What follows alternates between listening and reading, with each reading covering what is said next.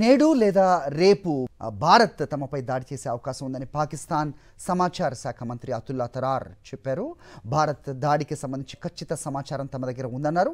భారత్ దాడిని ధీటుగా ఎదుర్కొంటామన్నారు పాక్ మంత్రి తరార్. పహల్గామ్ ఉగ్రదాడి అనంతరం వాఘా సరిహద్దు నుంచి ఇప్పటి వరకు 786 మంది పాక్ వాసులు భారత్ వీడారు. పాక్ నుంచి స్వదేశానికి వచ్చిన 1376 మంది భారతీయులు ఇవాళ 11 గంటలకు కేంద్ర కేబినెట్ భేటీ కాబోతోంది. ఉగ్రవాదులపై కఠిన చర్యలకు ఇప్పటికే భద్రతా బలగాలకు సంపూర్ణ స్వేచ్ఛ ఇచ్చారు ప్రధాని మోదీ. కేబినెట్ సమావేశంలో భాగంగా సిసిఎస్, సిసిపిఏ అలాగే సిసిఈఏ సమావేశాలు జరగనున్నాయి. భద్రతా వ్యవహారాలను చర్చించనున్నారు సిసిఎస్. రాజకీయ పరిస్థితులను చర్చించనుంది సిసిపిఏ. ఆర్థిక అంశాలపై నిర్ణయాలు తీసుకోనుంది సిసిఈఏ. సీమాంతర ఉగ్రవాదాన్ని ప్రోత్సహిస్తున్న పాకిస్తాన్పై మరిన్ని ఆంక్షలు విధించే అవకాశం కనిపిస్తోంది. ఫార్మా ఎగుమతులను నిలిపివేసే అవకాశం కూడా స్పష్టంగా ఉంది. భారత గగనతలంలో పాకిస్తాన్ విమానాలను నిషేధించారు. అరేబియా సముద్రంలో పోర్ట్ల కార్యకలాపాలపై ఆంక్షలు కొనసాగే అవకాశం ఉంది. ఆంక్షలతో పాకిస్తాన్ ఆర్థిక వ్యవస్థను దెబ్బకొట్టే వ్యూహంలో భారత్ వేగంగా అడుగులు వేస్తోంది. టోటల్గా ఈ అంశంపై అప్డేట్స్ మా కరెస్పాండెంట్ వెంకటేష్ ఢిల్లీ నుంచి అందిస్తారు.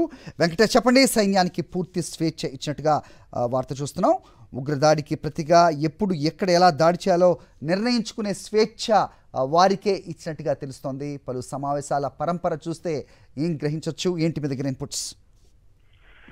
పాకిస్తాన్ సీమాంతర ఉగ్రవాదాన్ని ప్రోత్సహిస్తున్న నేపథ్యంలో ఆ దేశానికి బుద్ధి చెప్పేందుకు ఇప్పటికే భారత్ అనేక కీలక కఠిన నిర్ణయాలు తీసుకుంది. సో మరోసారి ఈ రోజు 11 గంటలకు కేంద్ర కేబినెట్ సమావేశం అవుతుంది. అందులో భాగంగా సెపరేట్ గా భద్రతా వ్యవహారాల కమిటీ, రాజకీయ వ్యవహారాల కమిటీ, ఆర్థిక వ్యవహారాల కమిటీ కూడా ప్రత్యేకంగా సమావేశమై పాకిస్తాన్ వెన్ను విరిచే విధంగా అనేక కీలక కఠిన నిర్ణయాలు ప్రకటించబోతోంది.